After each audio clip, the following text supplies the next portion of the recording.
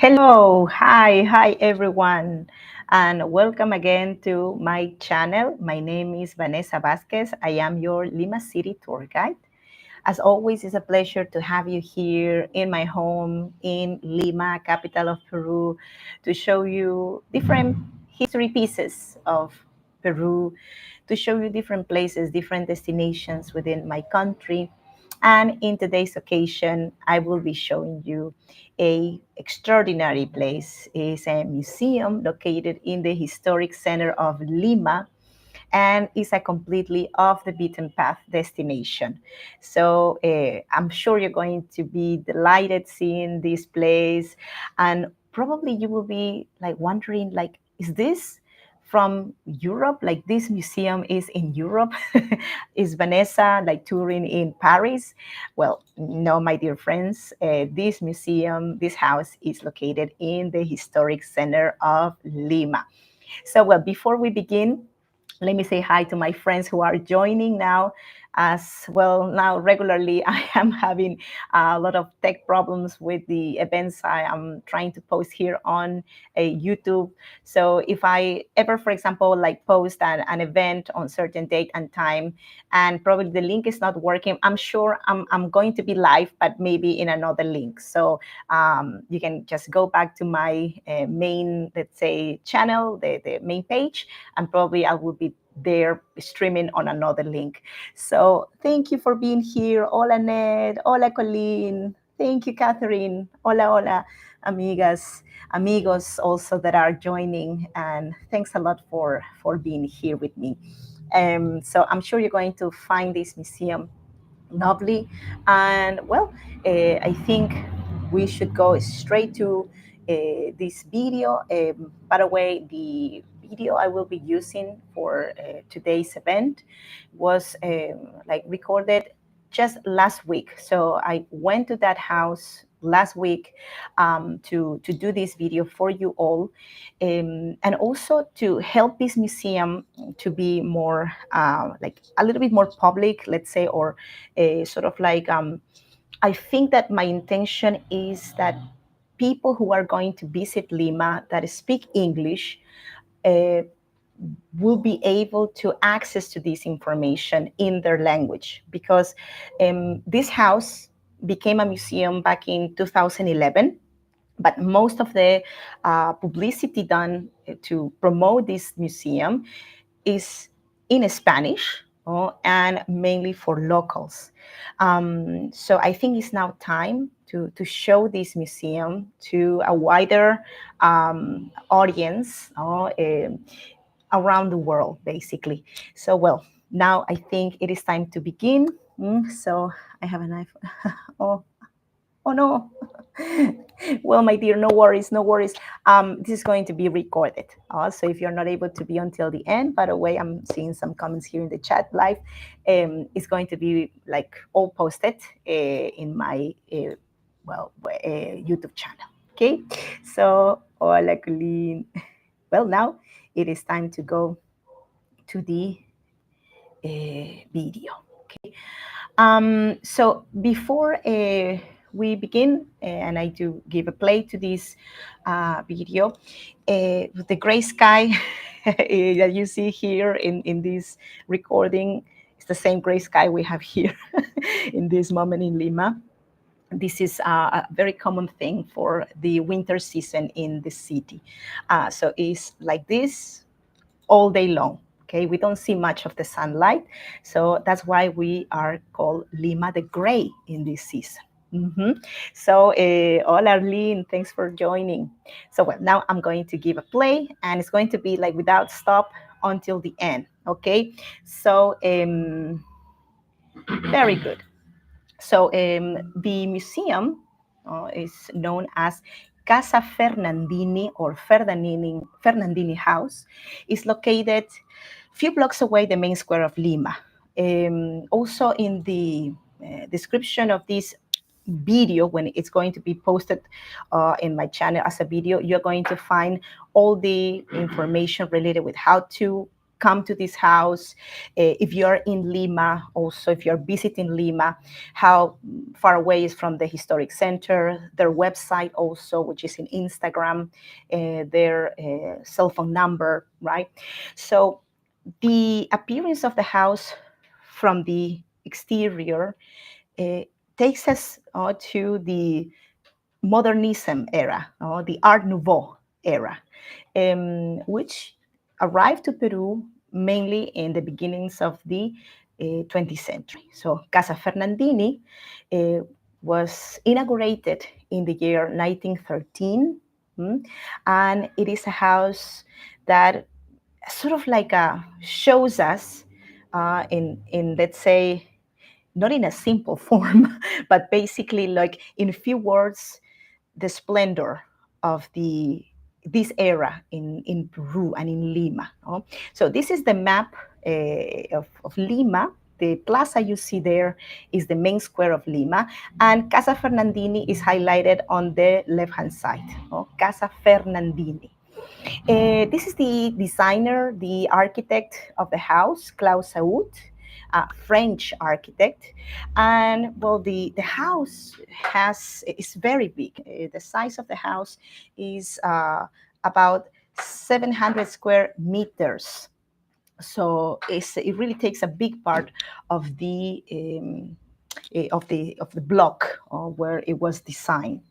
The owner of the house, Eulogio Fernandini, was a minor, let's say, businessman. And his daughter, this is his daughter, by the way, Anita Fernandini, was the first mayor of Lima that was a woman, the first female mayor of Lima. Okay, so well, I just want to give you in the beginning some pictures of the famous, let's say, owners of the house and the famous, let's say, people that live in this house. So, well, we're going now to tour inside.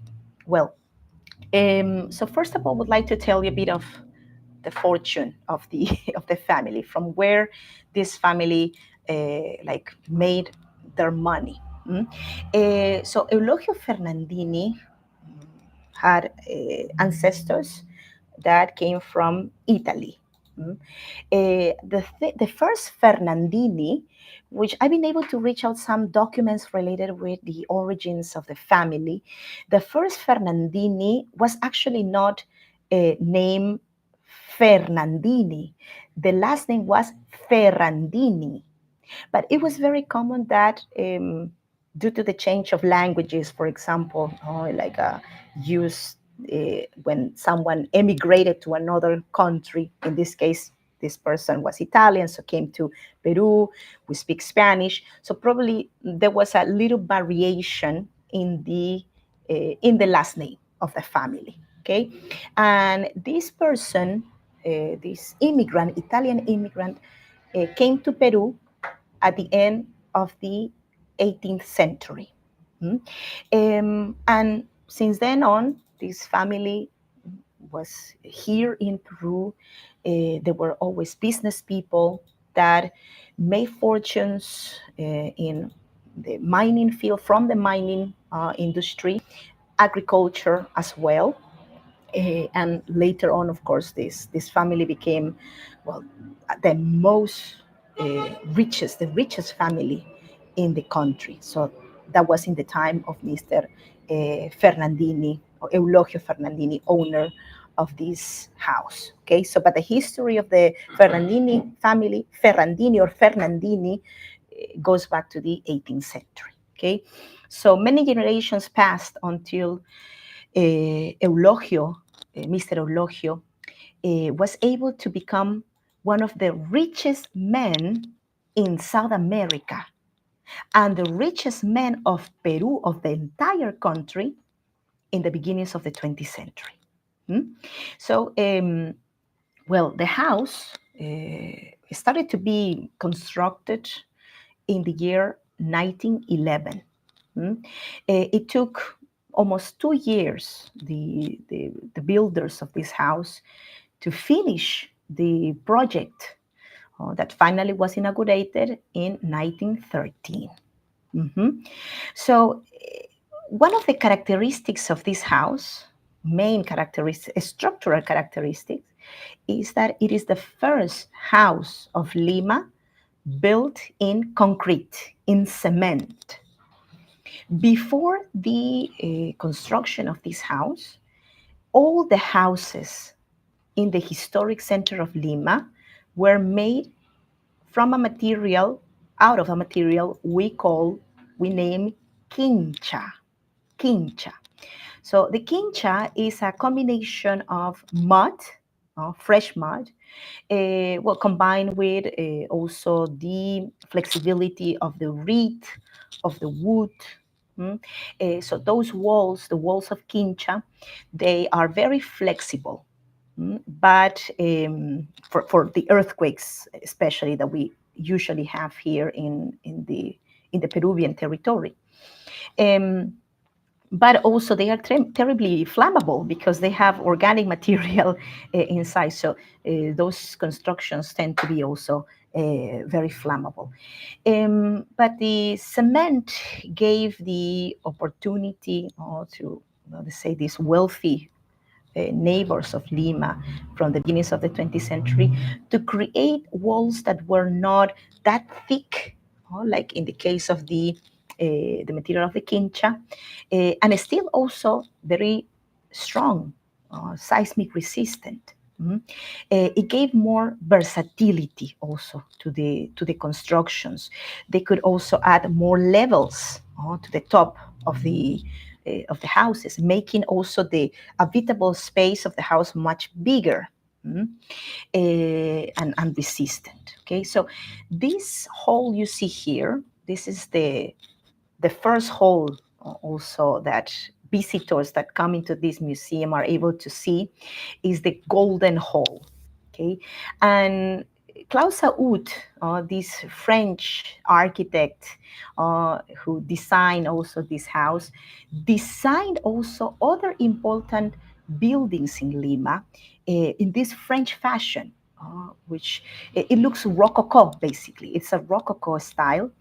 For example, he was the same designer of the Golden Room, Salón Dorado of the government palace that is just few blocks away from this house, the house of the president.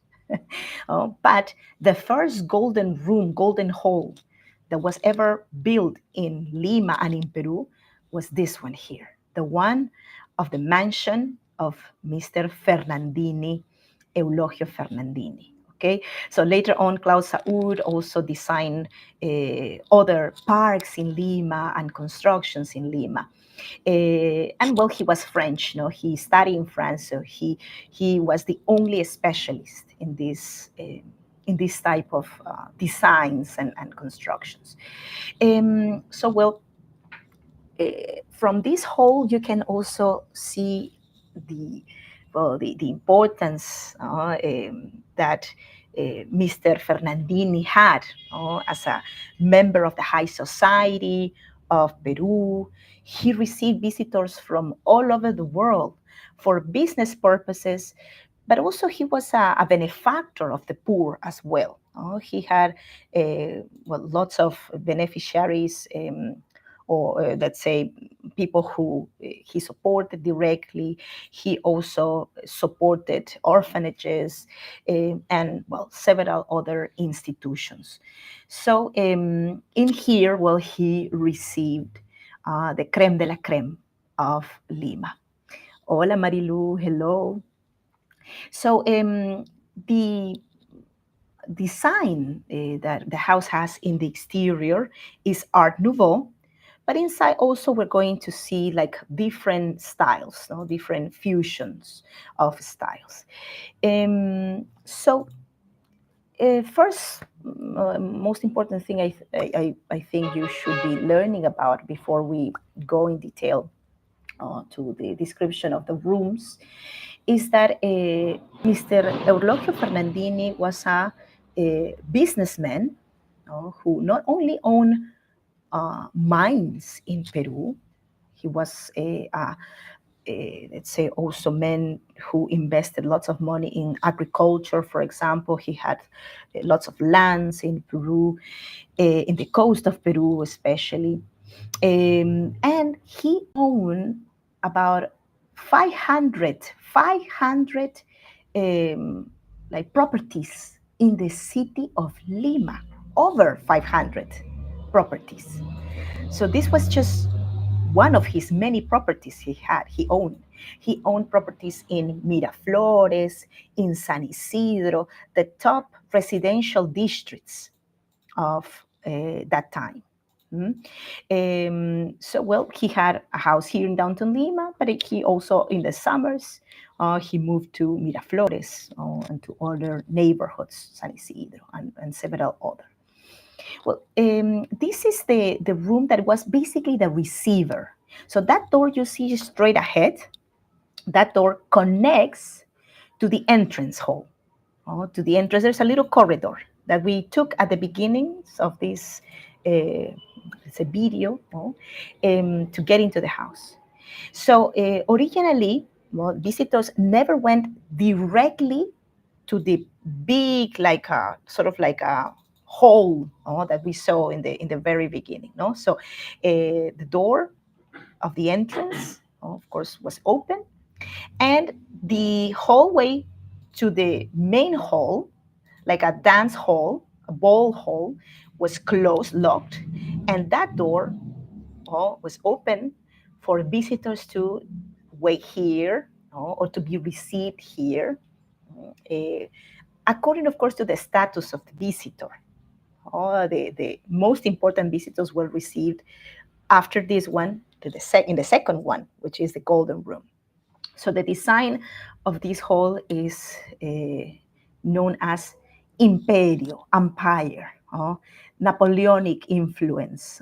So a French empire is how it's described. But keep in mind that this house is from the year 1913. Okay, so these were classic styles already for the wealthy people of Lima. Mm-hmm. Hi, Irata. Yes, of course, she's a singer, a Peruvian singer with also Japanese origins. Hola, Irata. Thanks for joining. Well, so as we continue also seeing the rest of the house, we can see also that there are the tourists going now to the house, to the museum. But here, just one recommendation. If you want to visit this house and you don't speak Spanish, you have to do a reservation ahead of time. You have to reserve a guided tour in English because the tours here are in Spanish, like let's say most of the times. So if you speak Spanish, you can have a guide right in a moment there. Just go in and take the guide, and the tours are every 20 minutes. But if you speak English, you have to reserve in advance, and at the end, I'll give you also the recommendations how to do it. Okay. So this section, this little, let's say, receiver, was used exclusively by the mother of the owner of the house. Mr. Eulogio Fernandini decided to bring his mother to live with him when she was already having some, ill health conditions. So he wanted to take care of his mother closely. And she was also a lady of high society. So here is where she received her friends, also let's say, the people who she supported also for these philanthropic works that also the mother was used to do. Also, this was the room used exclusively by her. That was also located right next to the golden room. So every single element in the house was meticulously decorated. Also, keep in mind that for the years between like 1911 to 1913, the people who were able to build houses like this one in concrete were coming from the exterior, were coming from Europe. Okay. Oh, by the way, that's a boat. Is a German brand, Panzer. And it's also one of the few furnishings that were originally in the house, left from the times when the family Fernandini lived here, that still is in exhibit because basically 99% of the furnishing in the house is it came from antique shops. The restorers had to bring all of these furnishings and decorations and anything like that you see there, because well, the original ones, um, well, are gone, were taken by employees after the family left Peru in the 19 after the 1950s, 60s. Okay, so that is the elevator. That is the elevator.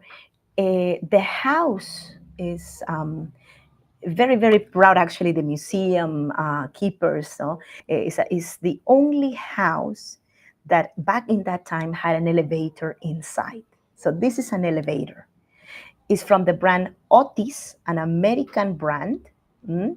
It still exists, by the way, the Otis elevators and the factory that produces it, and as well as in the rest of the house that were workers from Europe, who were brought exclusively for building the house because there was no one here with the knowledge of how to build a house in concrete. The same happened with the elevator. So, well, Mr. Fernandini had enough money to pay for these extravagances, but the elevator was not an extravagance. The reason why this family had an elevator is not because Mr. Fernandini was ill and or he was a little bit lazy. He wanted to be taken upstairs to his bedroom. And if he didn't use the elevator, of course, the service people wouldn't use the elevator. The reason is because one of his children, one of his daughters, was heart ill. Also, she had a very weak health. Also, she had heart problems, and she actually died young at 40 years old. So this was a way he had to take care of the health of his daughter. So the elevator is no longer in use, but you can see also how beautiful it is inside, like how refined. Imagine an elevator of nowadays with all of these elements and these decorations and the beautiful mirror decorated with gold leaf. So, but the elevator was for 3 floors, not just for two.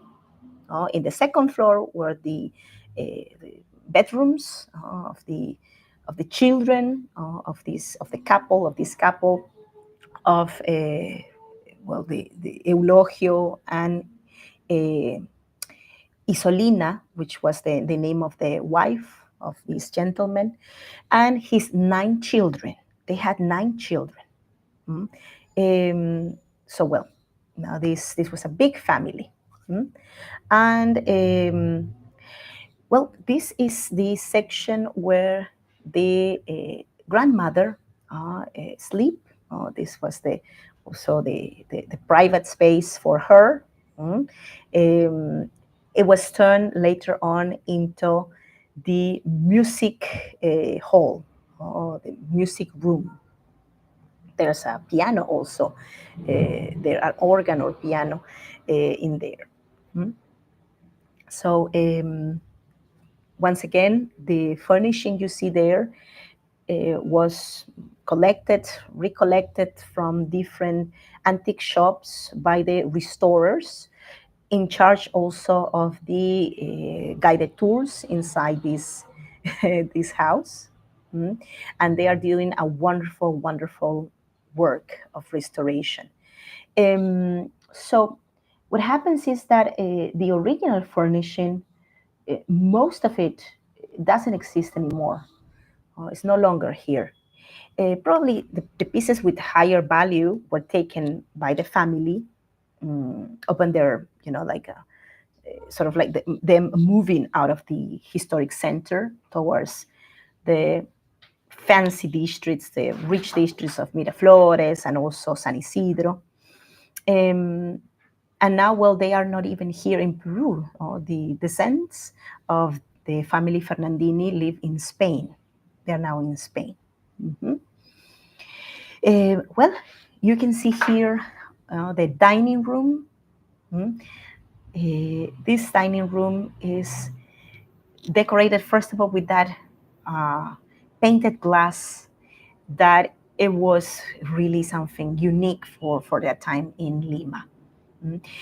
And also is a signature of that Art Nouveau style that also made many rich families of the city trying to also replicate the fashion, the colors, the organic like forms, shapes. Lima lays in the desert, so we don't have really much green in the city. And I think that's also one of the reasons why people back then were so sort of like curious for these colorful shapes. No? So you can see also here engraved in this furnishing, well, the representations of, for example, Baco or Dionysius, god of the wine. And that little door connects to the kitchen. Okay, that's the door that gets you into the kitchen. Of course, the family never went in there. So the service came out to serve table from that door. Came out with the plates and all the food to serve the table. And there's another door on the other side, right, across the hall. So also that was used by the service to pick up the plates or bring the food. So what happens is that according to the etiquettes of that time, the service people couldn't go across the hall. Mhm. So on the edges on both sides is where the connections were into this hall, right? So and also the service couldn't use the main three doors into the hall. Okay, only the visitors. So Fernandini is one of the most important family names of the beginnings of the 20th century, Irata. Mhm. And this was their house. So this is a little hall also that was used by the service, if necessary, to prepare, place the plates before getting inside the hall. That in case, for example, there were important visitors coming in. And also, another thing interesting is that the kitchen, which is still there, is not open yet to the public, but hopefully soon it will be. So there are many, many different rooms that are closed still. From the beginning of this live stream, I show you the map, the plan of the first floor of the house. Um, but well, I think that the job they are doing so far is wonderful, and especially because this museum is self-sustained, self-supported, um, with the tickets, the admission tickets. So please come visit this museum. Like this video really is just like an invitation to go in there, because it really doesn't portray the beauty of the site. And if you're not able to find a guide in English, because that's one of the concerns also some people have about like the possibility of having a guide in English. Let's say you're just in there, like going there still like see the house.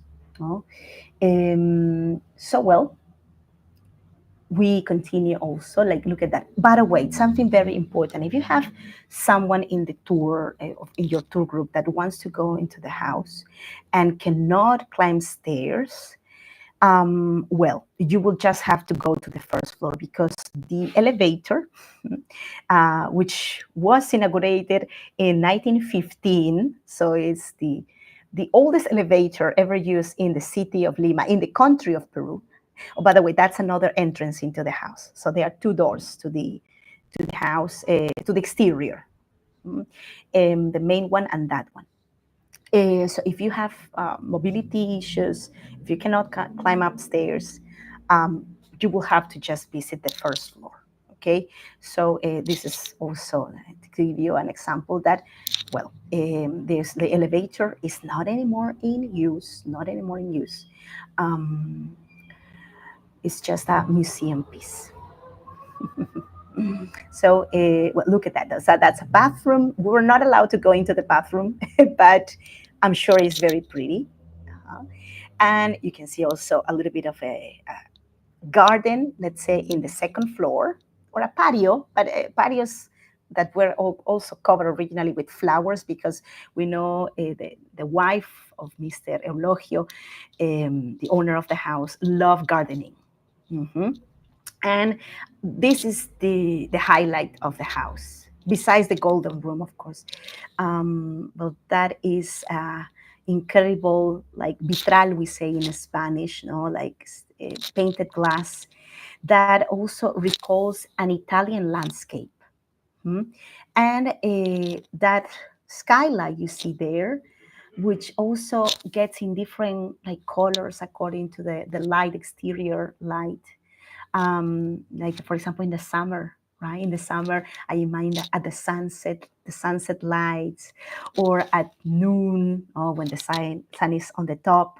So I can imagine, well, the colors being impressive. Well, I came in winter a few days ago, so um, well, you have to come and see it also.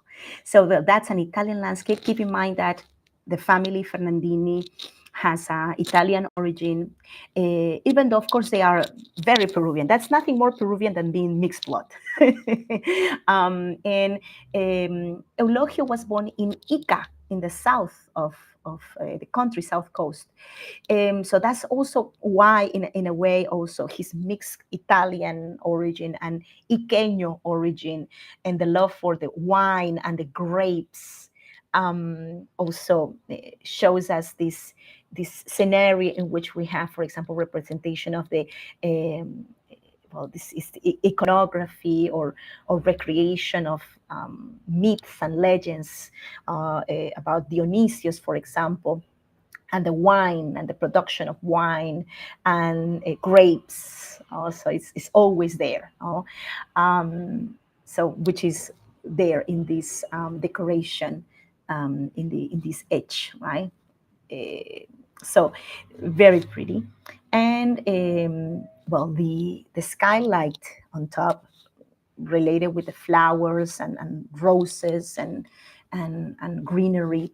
It also is it's a display of, in a way, what is on top, on the third floor, because on the third floor used to be located a garden. So they had a garden on the third floor, not on the back. We usually, like regular mortals, we have a garden in the sort of like I don't know, in a backyard, no, or front yard, no. But they had it in the whole third floor. But we're going up there a little bit later. So wow, this garden is so beautiful. Yes, exactly. Ooh, and imagine how it used to be, how it used to be in the best days of the house. So this is the elevator, inaugurated in 1915. This is the entrance to the second floor, but also it continued up to the third floor. And if you come here, you can take pictures of yourself everywhere in the house. Most of the rooms are open for you to take a moment to take a picture in there. Mm-hmm. Yes, exactly, Annette. So the reason why the house has an elevator is because, well, Mr. Fernandini had an ill daughter, and it was for her basically that the elevator was, and it was a huge invest. So imagine bringing the specialists from the states to install this elevator. Oh, so only very rich person could do that. So this is the tea house of the house of this residence, and well, another eccentricity, right? Yes, Natalie is in Lima. So I remember in the beginning saying that I'm sure people will not imagine this is in my city in Lima. But this is the type of wealth people owned back in this time. So well, here we have these decorations. Also, the restorers of the house used pictures, photographs of the house from the time when the house was in its plenitude, we say now, in its in the top, let's say, when it was still the house of the family, probably the 1920s, 30s pictures, to buy, say, furnishing alike to the one used by them.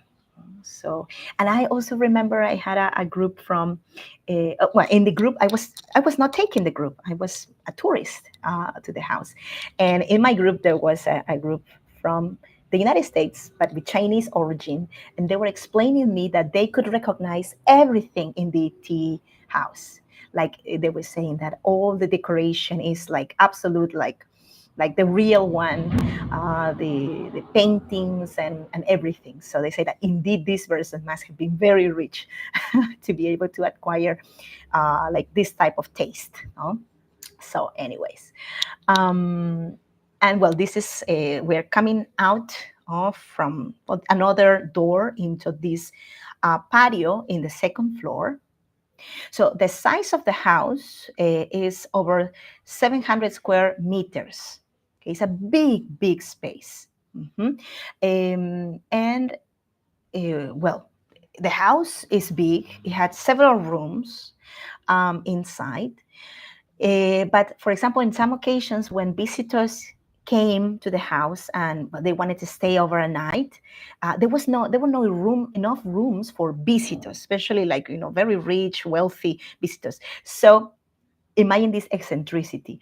Mr. Eulogio bought the next house in the corner, like of the building across, to turn it into a guest house for his visitors. So well, this level of wealth, right? So all of this furnishing you see outside is not from the house. It was the guy said it was just a recent donation from an institution. I think he said a nunnery, because usually nuns receive donations like all the time. So the nuns gave this house this donation of furnishings from the old furnishings, like from the era. So in that way they could restore and use it also in the house for the upcoming rooms that they will be opening soon. So also, well, the section you are seeing in front in the video, so that's the habitable section for the wealthy, rich family. That's also the painted glass from the other side. Very pretty, lots of natural light into the house. Okay, and behind us in the video, so that is the section for the service, for the servants, for the people who were the maids of the house, the cooks, for example, or the gardeners. Um, so the guides in charge, the restorers who are the guides also, he mentioned that there was more people like living in the house that belonged to the service than the actual family.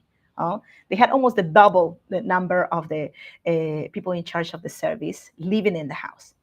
Okay, so as we are also going to turn a little bit until with this video, you will see also the section that corresponds to the service. Okay, so well, imagine the flowers and the garden here. So the pride also of especially of the wife of Mr. Eulogio, no?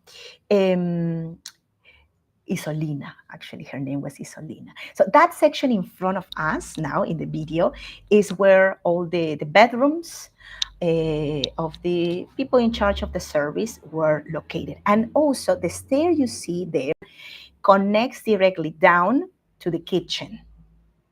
So from the kitchen, well, that's where they moved also up and down. And according to the layouts that I've seen, that I also posted in the beginnings of this event in the video, so you can also see it there if you at the end after we finish this event. So that area of the house is connected with another patio, which is not open to the public. But we see that there's a patio there that probably was used by the service people. We don't know exactly why for, no? But it's there in the back. Okay, so there are some rooms. So after the family left the house, we're talking about the 1950s, after the patriarch of the family passed away. He was about 80 years old when he died. So he was an athletic man, very strong man also. Look at that marble, my God.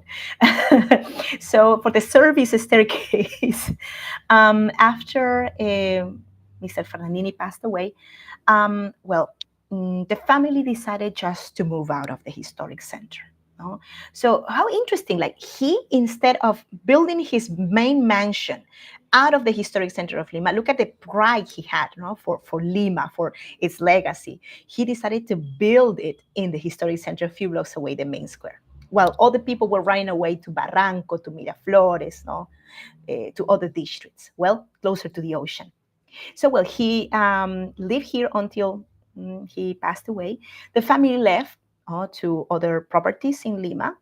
And this house turned into the main offices of most of the businesses of the family, including developer, construction developer, also mining, the mining company. So they were here in this location. So from here, you could see the ocean originally. And there's a little bit of, between that gap over there opening. Of course, the day was not the best to see the ocean in Lima, gray sky and typical of Lima City. But there, in between those two buildings, you could see a bit of the ocean in a clearer day. That is the section of the service tower, let's say, of the house. Lots of buildings nowadays around the historic center. Lima is much taller, much higher. And here is where the garden used to be. The garden. And Mrs. Fernandini loved gardening. And his restorers know it from the many, like, let's say, seats they were able to find. That's the elevator. The elevator came to the third floor, right? Probably for the daughter, no, when she was not feeling so good. She wanted to come to see the flowers, the garden, so she could come directly here to the third floor. The machine that pushed the elevator was installed there on top, and that was also a viewpoint of the house. Now it's not open to visitors. Maybe in the future it will. So come here and visit the house. Every year they open new rooms, new spaces. This is the part where the stories work also. A representation of a tapada limeña, a veiled woman of Lima. The building you see in front is the municipal theater.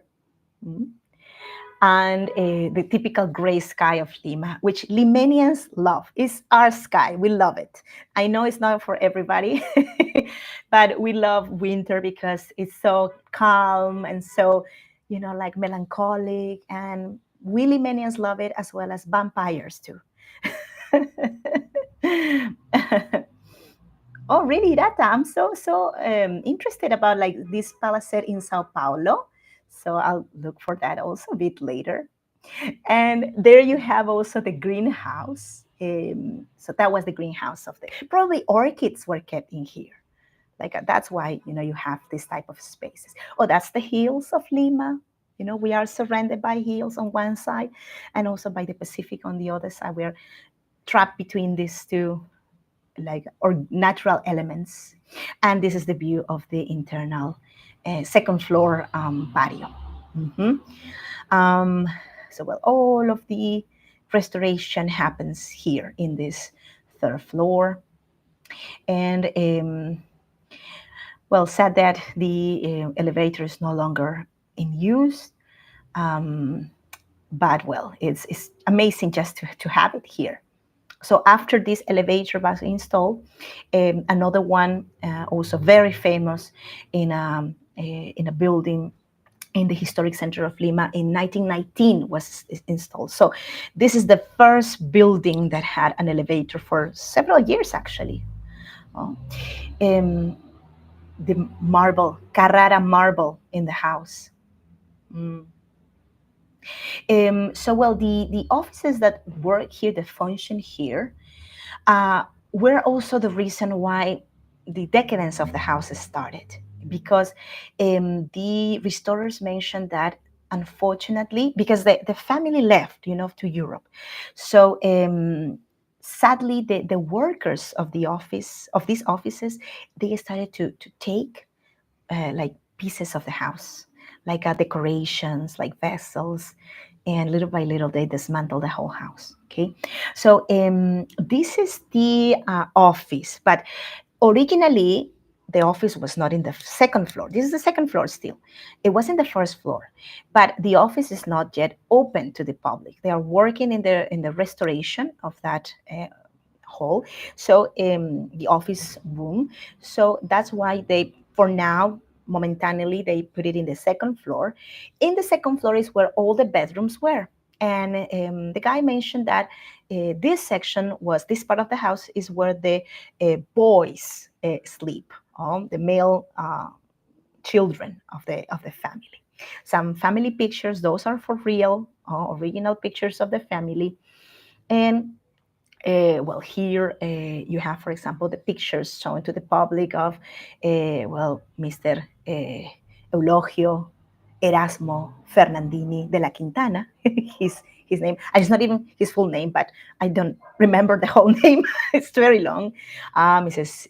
Isolina, the wife, and also Anna Fernandini, who was the first female mayor of Lima. What an amazing thing, right? She was also candidate to a Nobel Peace Prize. So she was a benefactor of many causes, like her dad also, and she lived in this house. Okay, so well, the house continues little by little being open more and more, and the only way to help to support them is by coming and visiting this house. The tour takes about 30 minutes, but it's totally worth it. This is one of the oldest ancestors of the family, Fernandini. He is the son of the Italian immigrant. And he fought for the independence of Peru.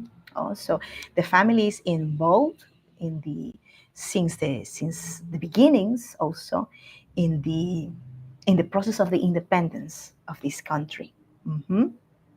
The mustaches. Yes, exactly.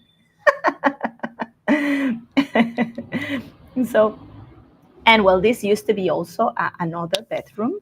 Okay, so this is just a section of the bedrooms, but we have also in display some more furnishing. So this house makes, some, let's say, money for continue with the restoration from, besides the admission tickets, also is like scenario for photographs, for videos, for movies, historic movies. That's the family, by the way. So the lady you see seated, for example, on the left is Mrs. Isolina. Also, we have, well, standing in black, Anita Fernandini. Sorry, I couldn't stop the video. I promised that I will not stop the video. But well, that's a picture of the whole family, and even the daughter, one of the daughters of Mrs. Anita Fernandini, became Miss Peru. Mm? Very pretty lady, very beautiful. So socialites. Um, so well, as I said before, the house depends a lot on the support of visitors. It's totally worth it to be seen. Also, I forgot to mention about one of the most terrible times, no, that happened in Peru that also affected these residents, the time of the terrorism. In the 1990s, terrorist groups almost took over, no, the city of Lima completely. And we're talking about the Shining Path, the MRTA. And there was an atentado, a bombing against these residents. It was the year, I cannot remember well, I think it was 1991 or two. So an attempt to bomb the house. An explosive was left at the entrance of the house as a way of threaten also against the mining company that already had offices here in the house.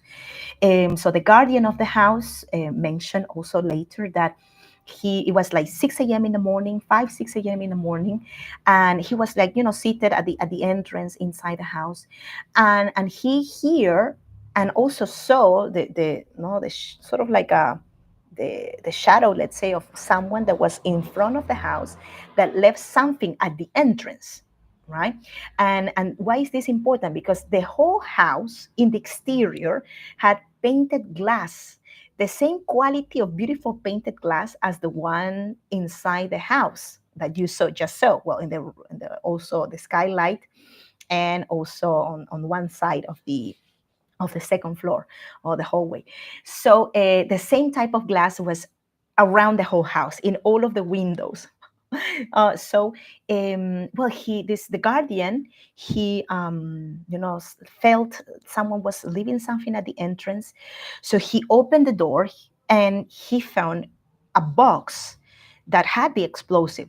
So what he did was like taken that to the middle of the street and ran away from it. And in that moment, like when he was just coming inside and walking, running in direction to the main, like the ball hole, which is right next, but in the first floor, it exploded. Right, so almost killed him. So well, that destroyed all the glasses in the outside. Thanks God, the other one here in the interior were not damaged. The let's say skylight was not damaged, but in the exterior, the ones outside were destroyed. So sadly, we don't have this anymore, right? So well, we keep going down. Look at the grapes decorating the windows. How pretty. And as we keep going down, marble staircases. That is, as I said before, another of the entrances. There were two entrances. There are two entrances to the house, and they use them accordingly. So I know that the office is in this section. That's what the restorer said. Also, probably if someone was coming just to do business, that other door was open. So that's how it worked back in that time. So hello. And then we continue. So I would say that just 10% of the house is open in this moment. 10% of the house. Okay, so that's another group that was waiting to start the tour.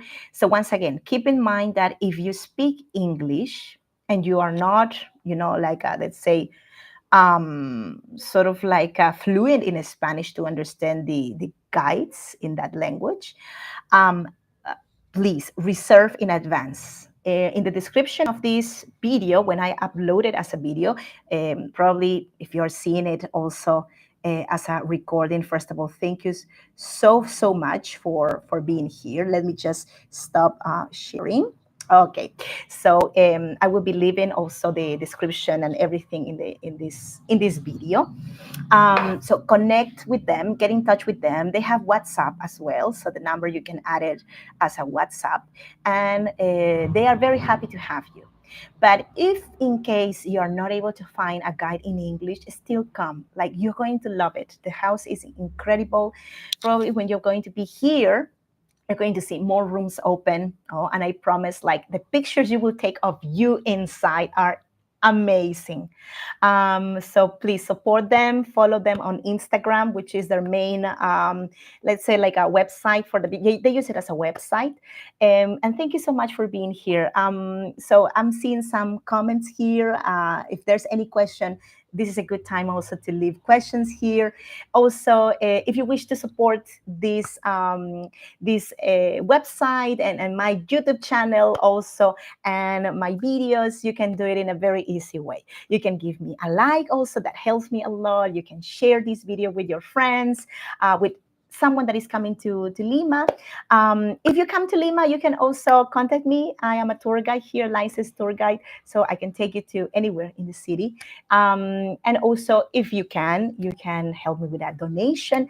Every donation helps to continue me helping you, knowing more about Peru, and my city, Lima in particular. Gracias, gracias, amigo. Gracias, Colleen. Thank you. Gracias, Catherine. Gracias, Satyam. Oh, thank you, Polly. I hope you enjoy it. And Arlene, gracias, Natalie, Hirata. Thanks for being here. I hope to see you more often in my events. Um, at the end of this week, I will be also hosting another one. This time, I will not continue with the pre-Hispanic history because well, this month, June, is a month very important for the identity of Peru. It is the month of the Afro-Peruvian culture. So I invite you all to join that event because we will be talking about the African forced migration to Peru, how that happened also.